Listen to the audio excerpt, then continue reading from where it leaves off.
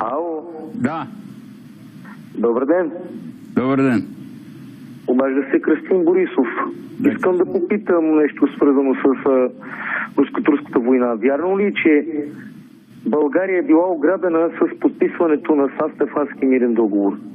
От кого? От кого е ограбена България?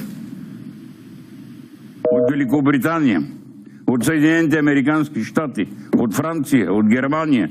Нашите верни приятели, които се бият България да бъде единна и цяла.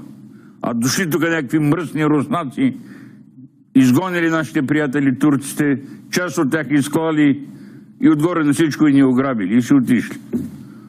Оставяйки ни една държава да се мъчи тук. Престанете се с тези глупости, моля ви се, които в момента се пускат. Вълчан войвода платил за освободителната война на руския император.